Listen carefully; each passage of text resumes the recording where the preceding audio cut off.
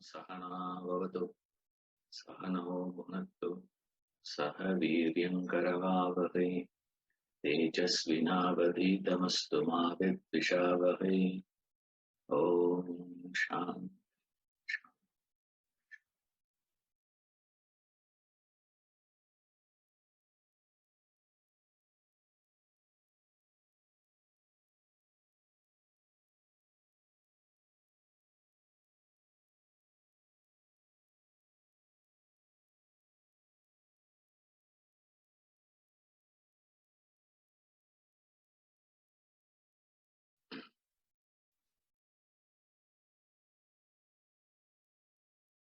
38. दण्डो दमयतामस्मि नीतिरस्मि जिगीषताम् मौनं चैवास्मि गुह्यानां ज्ञानं ज्ञानवतामहम् दण्डो दमयतामस्मि नीतिरस्मि जिगीषताम् मौनं चैवास्मि गुह्यानां ज्ञानं ज्ञानवतामहम्.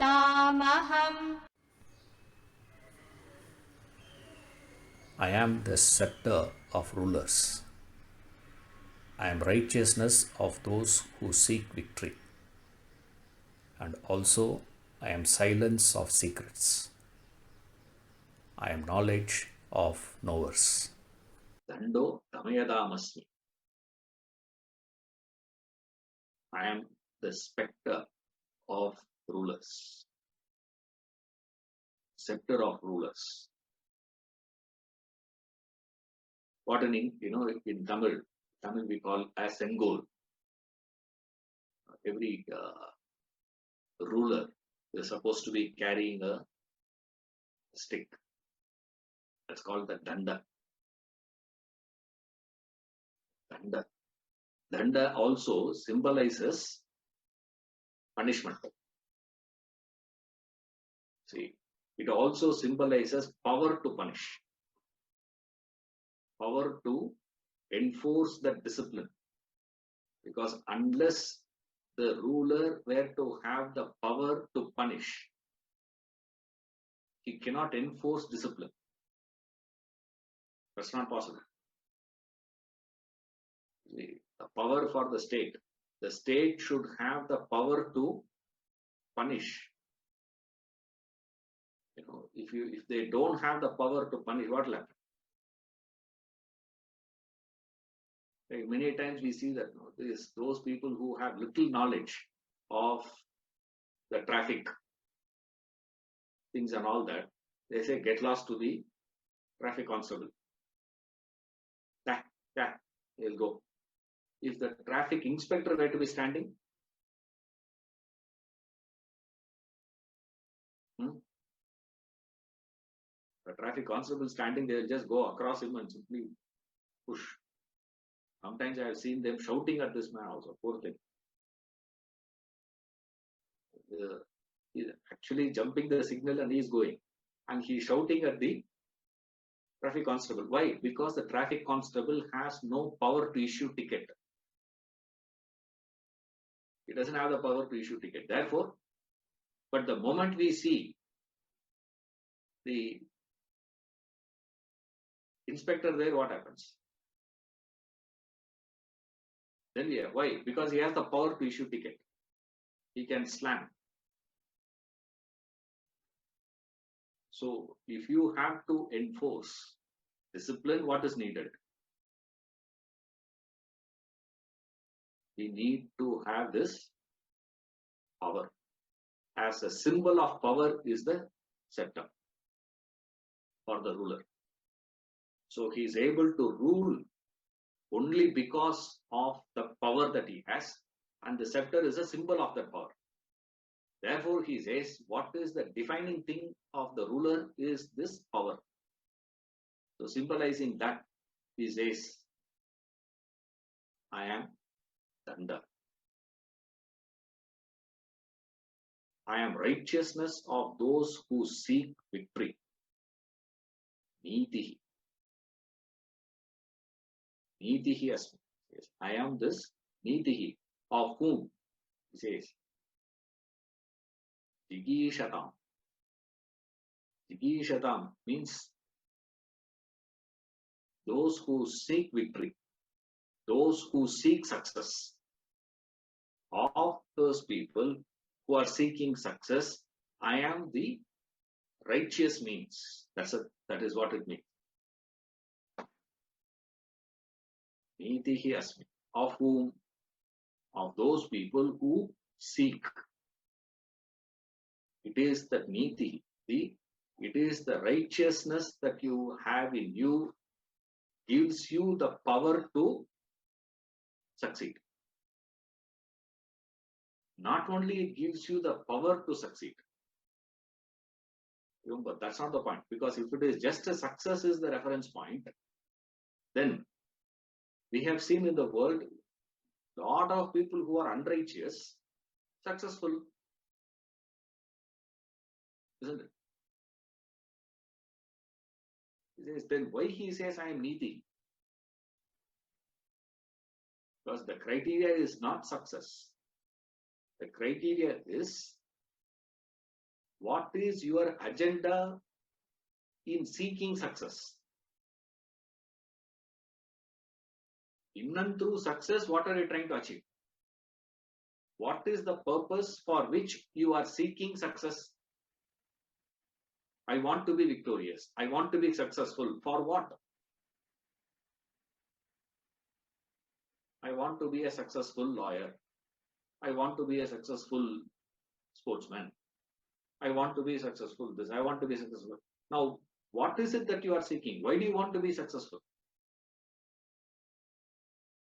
What is it that you are trying to achieve through success?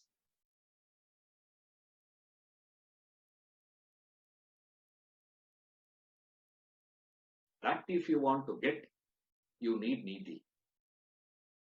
Otherwise, if you are just needing success, you don't require niti. All that you will be requiring is a skill. That's it. If you have that skill, you can be successful. That's it. Any skill for that matter. Even the skill of fooling, duping, is a skill. You can cultivate that skill. Like that's what we have started doing nowadays. See? And that has become a norm for everybody to do. Therefore, we don't know what to do now. Show concern. Sales. The man who started that had become successful. Today, that becomes a reference point for all of us. So everyone started showing concern without having concern. See, when a client walks in, show him, fake it, is enough. Now, what has happened? Everyone started faking, and everywhere we have started faking now. That is why even today, when someone actually shows you concern also, we are not sure about it. We are not confident. We are not certain about it. I remember one of my, a friend telling me, hey, avana nambada. Don't trust that fellow. I said, asked him why. Why? He's behaving too good. Don't trust him. I said, is this the reason? And the tragedy is, he proved to be correct. Why? Because we started by, like we used to, have people how to write CVs. You should use good words. You should know how to write your CV. How to write your CV. Start your lecture always with a story. Right? One of the methods.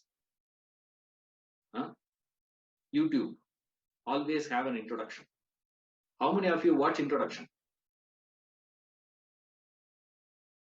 You skip, right? You press, you skip. I don't know how many of you are listening to the lecture in the normal speed. The lecture also you will put it on what? 1.5. Why? ரொம்ப slow you are speaking. So I put in 1.5 speed and listen. So quickly I can listen. Why is it? Now, if you are going to be listening in that 1.5 speed, let me also speak in that same 1.5 speed. No.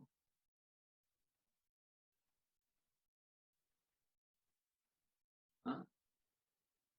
How much? Now, we have started, the man who starts that looks very good in the beginning. In the beginning, when he spoke, that you should know how to write your CV. I'll teach you. Use words. Big words you use and write your CV and present it. It will look nice. And today, everyone started doing it. As a result, what? Ask this HR people. They'll say, yeah, all fake, all inflated CVs. They use the word inflated one because it's not factual. All inflated. Why? Words, big words you use. And initially it looks fantastic, but collectively what happens? Collectively it's a failure. This unrighteous methods, that's the problem with it. Individually success possible. You need success. Like what man says about India. Indians are rich, but India is poor. I said, what? Indians are rich.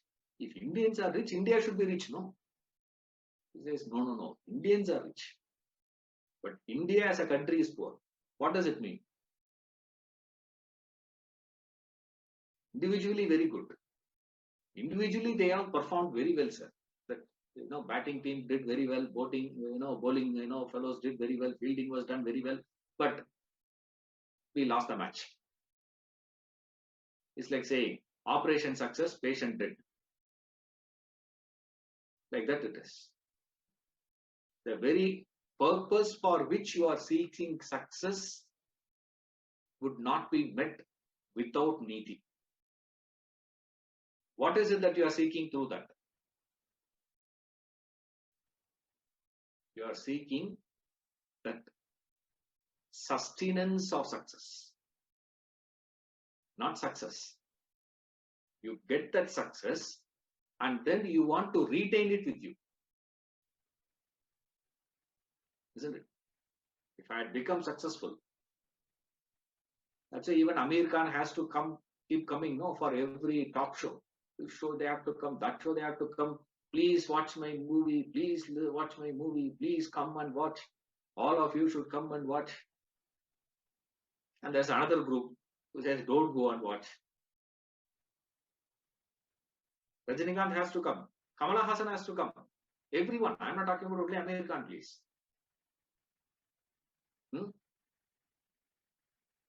Even Yash has to come, no? KGF chapter 2. Why? One was successful, no? Then why they have to come for this now? Now, next movie also what they have to do? They have to come in. Why? They have to sustain it. If they are not able to sustain that success, the erstwhile success they have achieved will appear as failure in their eyes. It's not our problem. To them, it will start appearing as failure. What he considered as success then becomes aware. That's what Neeraj Chopra says. After he got that gold medal, he made a beautiful statement. Now that I have set a standard, I have to live up to it. That is what is pressurizing to me, not this, he says. Fascinating, very, very philosophical. Brilliant. Sustain that success. externally. And internally, I need to be peaceful and restful post success.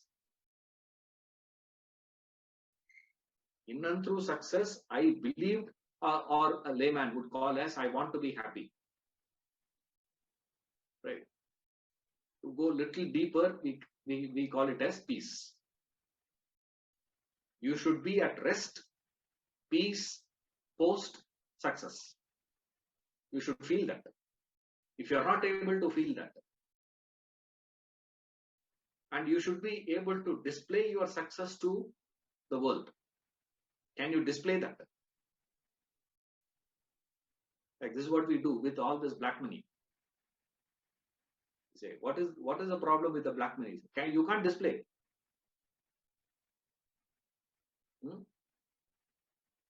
You can't buy 6 cars and keep in front of your house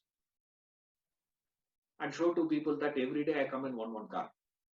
7 days, 7 cars I have. Sunday, why only 6 you said, sir? Sunday holiday, so I don't go anywhere. So no car. So otherwise, from Monday to Saturday I have a car. Every day I go in one car. And every year I keep changing my car. Or every 2 years I change my car.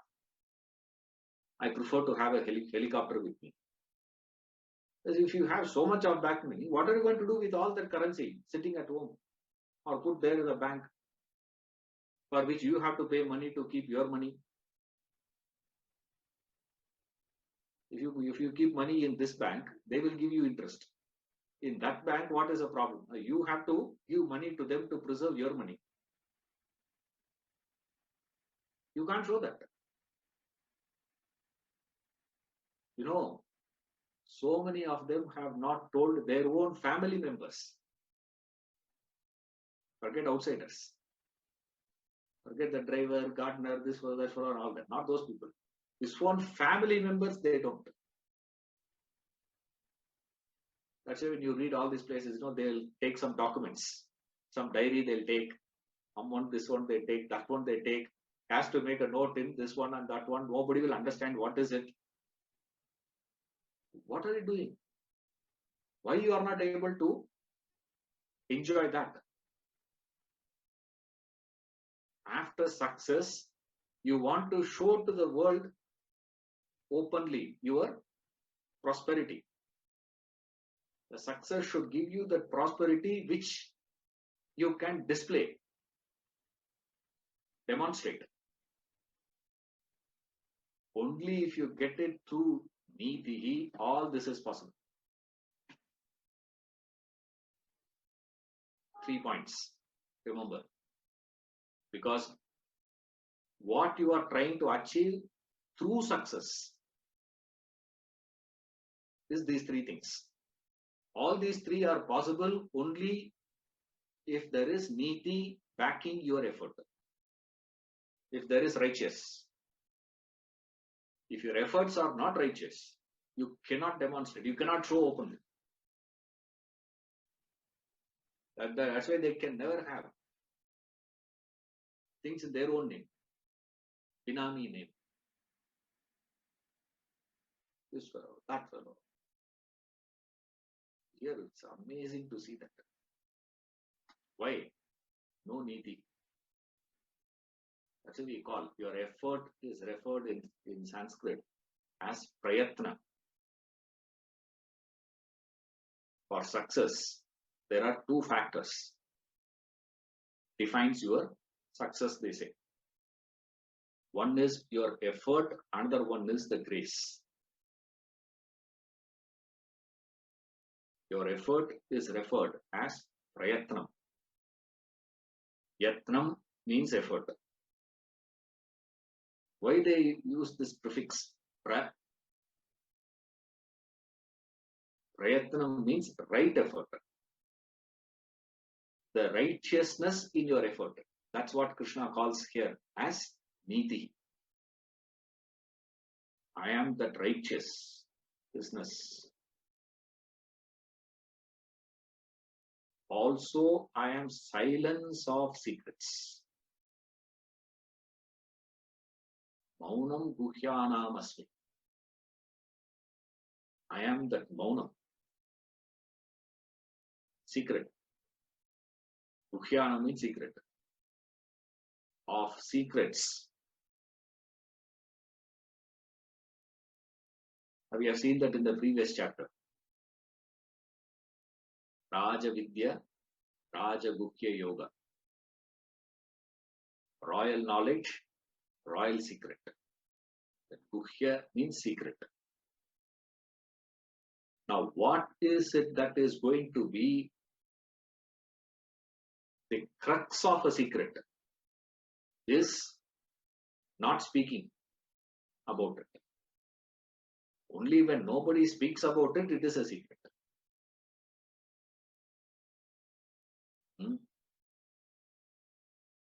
So he says, what is it that is going to be defining secret?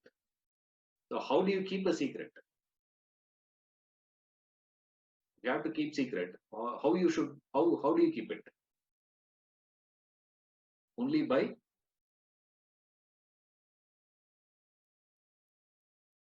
you say, no, zip your mouth. You say, zip your mouth. Adha. So whenever you zip your mouth, you are Krishna. You are God. Silence. The greatest of secret is knowledge of the self. And how do you get there? Where do you get it? Now in silence.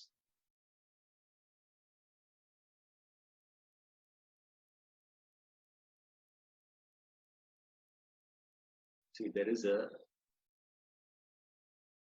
a very interesting psychology behind this. Of secrets, I am maunam. A very interesting psychology there. See, whenever you have a secret, you would naturally get that urge to tell somebody. Have you seen that? When you have a secret, when you know really something as a secret, you get that urge in you to tell someone. Now, the psychologically, why do you feel that? That's what they say. If you want to spread a message to the world, all that you have to do is what? Spread news.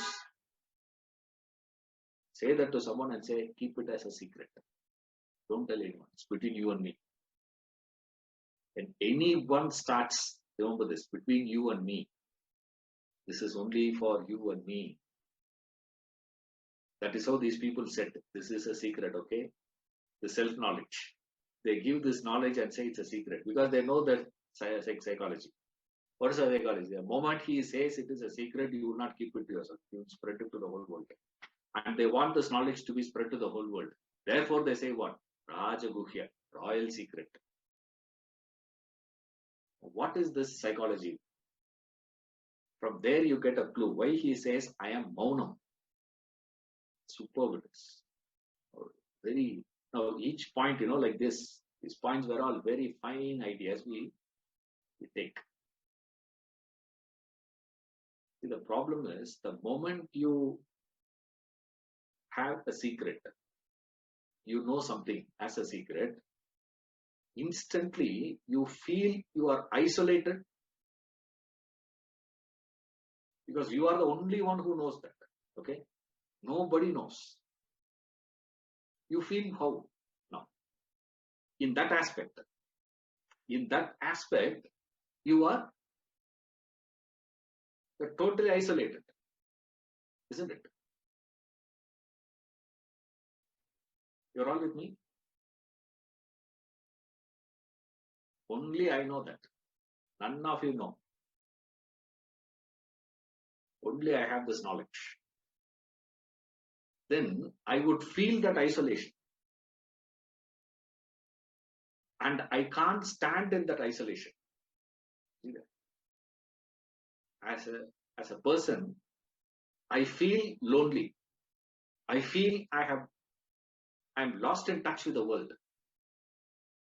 So I need to say that to somebody so that I'll bring that fellow also into my fold.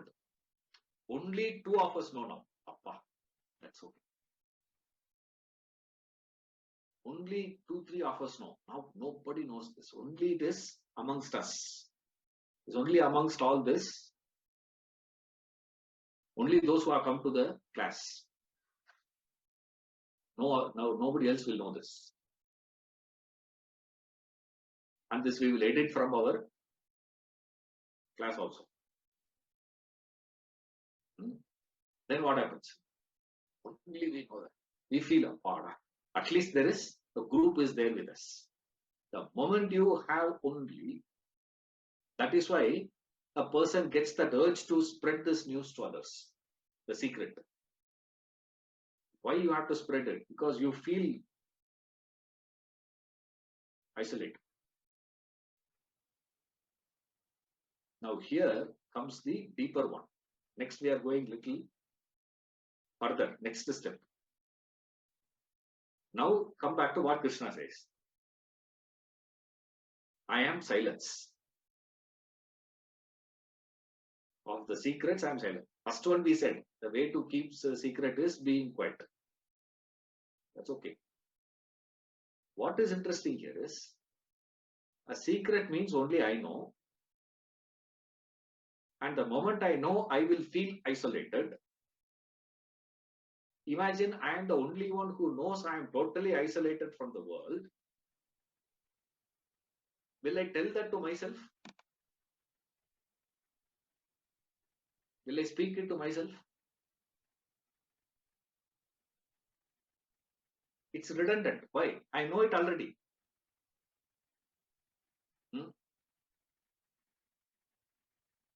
Okay. The secret is, it's very secret. What I had for dinner yesterday. This is a secret. I'm not going to tell anyone. And nobody knows. And my wife thinks I'm going to be fasting. I said, I am fasting. No, I don't want to have anything. So fasting is done yesterday night. She thinks I have and fasting, but I just went for a walk and came back. What I had when I went for a walk, she has no clue. And nobody knows. Only I know. Right. Now, will I tell that to myself? Is it a necessity to tell? There's no necessity for me to say that. Why? Because I know it already. So, the one who has the secret will be doing what?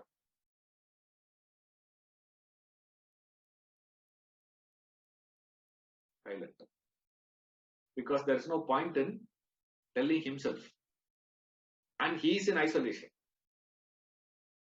And there is no one else. He is all alone by himself. The one who is alone by himself will not tell himself. Why he has to say that?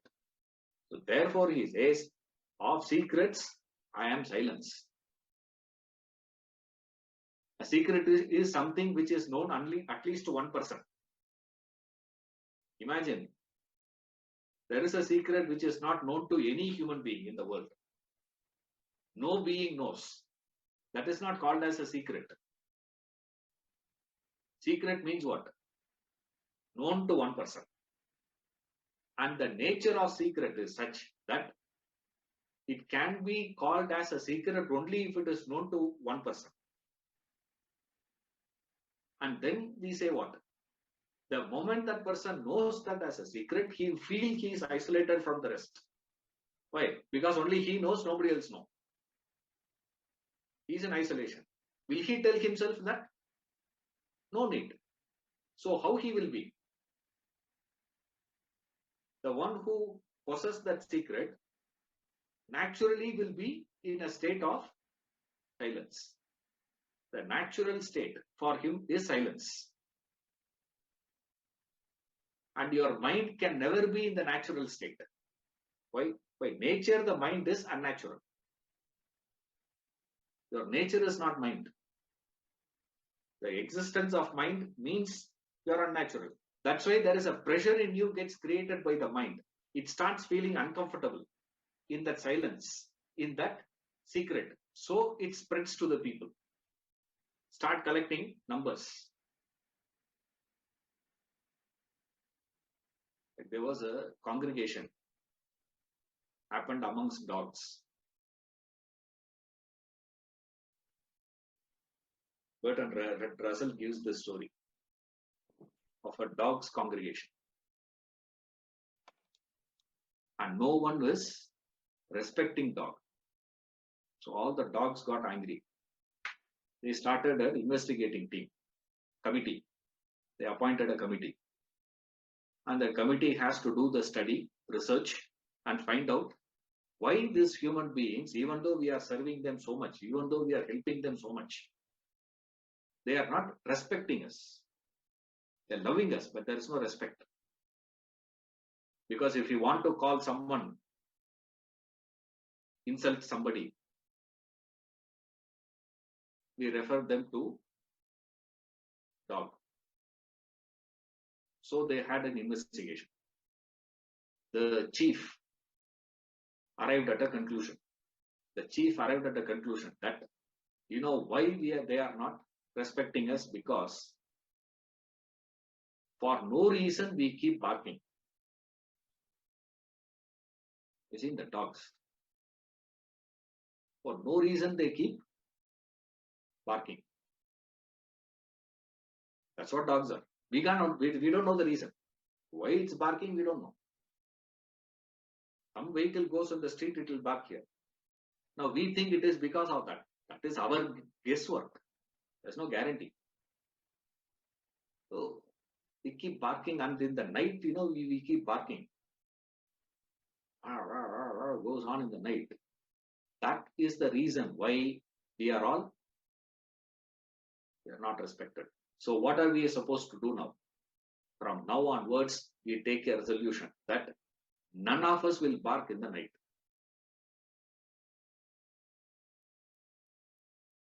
And all the dogs agreed to the decision of the boss,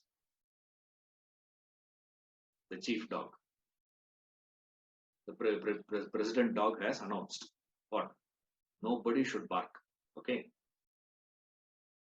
And the 8 o'clock passed, 9 o'clock passed, 10 o'clock passed. The whole city was pin drop silence. No street dog, no dogs are barking. Everyone is silent. And this by 11:30, the chief dog started feeling the urge to bark. He doesn't know what to do now. And nobody is barking. By 11:30, 12, 12:30, 1 o'clock, he couldn't contain himself. And he was holding his jaw so tight. I'm not going to bark. Not going to bark. Not going to bark. By 2 o'clock, quietly this dog goes into the dark street. There's no light. In the darkness, this president dog goes and barks. It goes and comes back. One dog barks, that's it. Whole city started barking. Says, that's how we are all. Says. You just follow this resolution. What? I am not going to say this. Because naturally you will find, remember, there is a tremendous power. You would have seen, you know, leaders who are blind, those who can't see.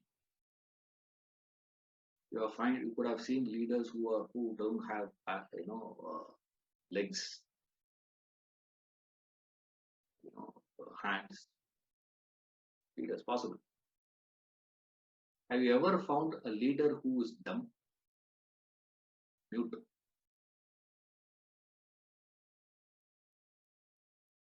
Who cannot speak? Impossible. The moment you think in terms of all leaders, anyone, leadership is always connected to the capacity to talk. Leadership means a position of power, a powerful state.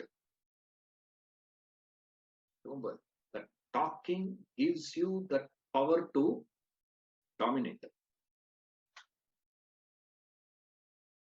That's what we feel. Our understanding of the world is this. Worldly understanding is the real power is in talking. When you speak only, you get power. Otherwise, where is power? Vivekananda, we talk about only because he went to Chicago and spoke there, isn't it? Imagine Vivekananda goes to the Parliament of Religion and sits there silently and comes back. What do you say? We would not be having a thing called Ramakrishna Mission today.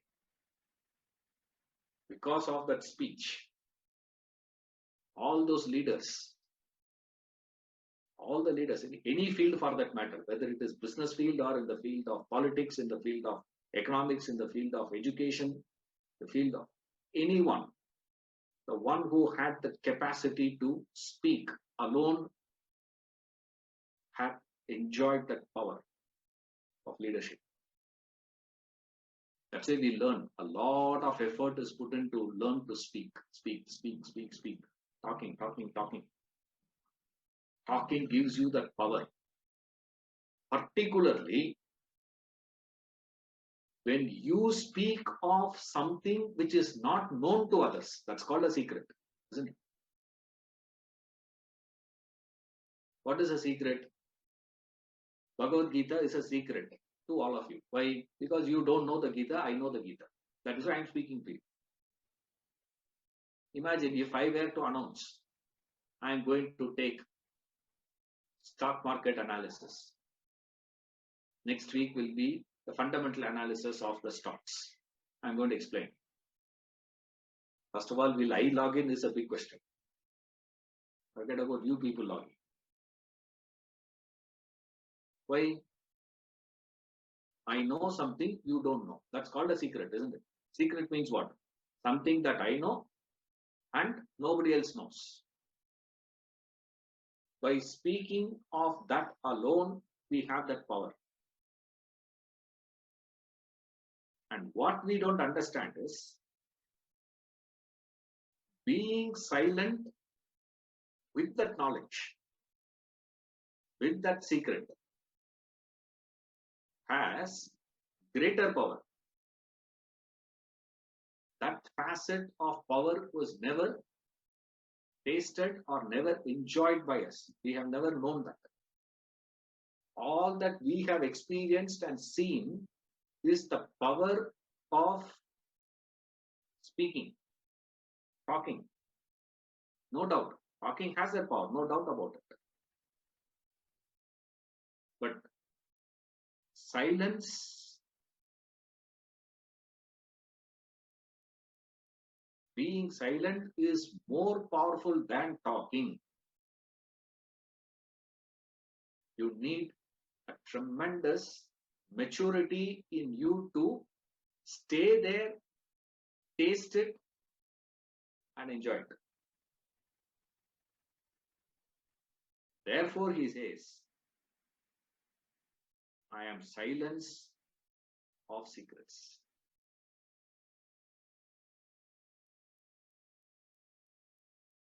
Jnanam Jnanavatamaha. I am knowledge of knowers. I am that knowledge of knowers. All the knowledge that we know of in the world has three facets, and those three stand different. The knower is different, the known is different, knowledge is different. Only in the field of Vedanta, the self-knowledge, The three merges to become one. The known, the knower, and knowledge merges to become one is that jnana, is the self-knowledge. He says, I am that self-knowledge in that jnanavan. I am that. I am that jnana. Worldly knowledges, these three stand. Knowledge stands independent of the knower. Mathematics is different. Mathematician is different. By knowing mathematics, you don't become mathematics. Isn't it? I know calculus. Doesn't mean I become calculus. No. Calculus always stands independent of me.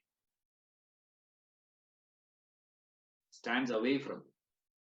Whereas the self-knowledge is the only knowledge where the knower becomes the known.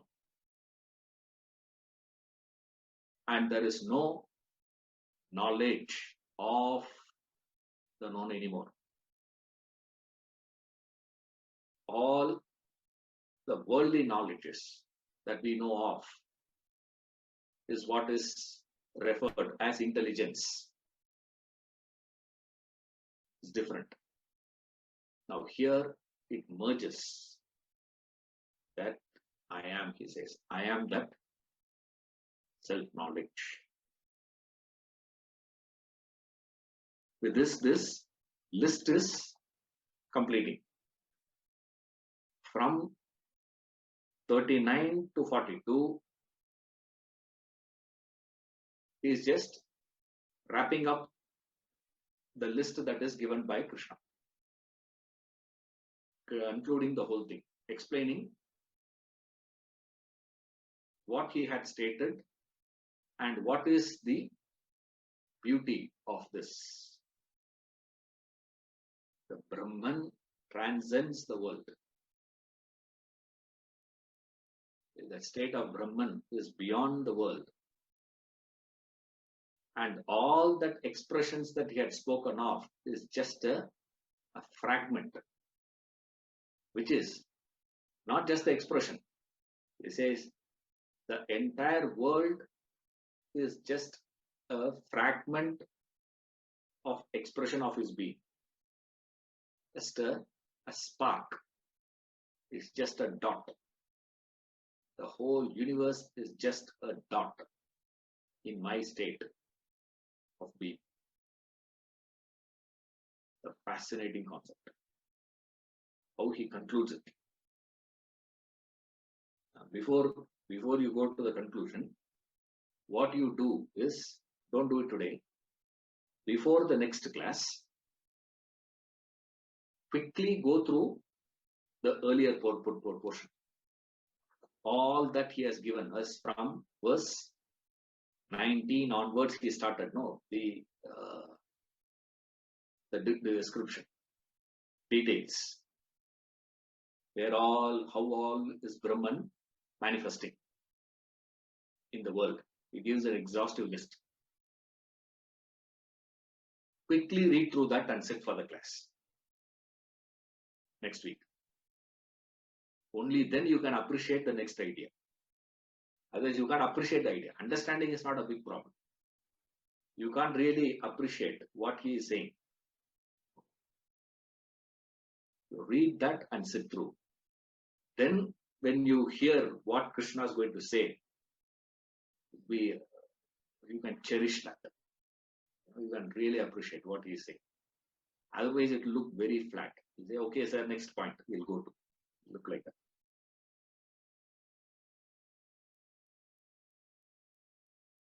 We'll meet the next class.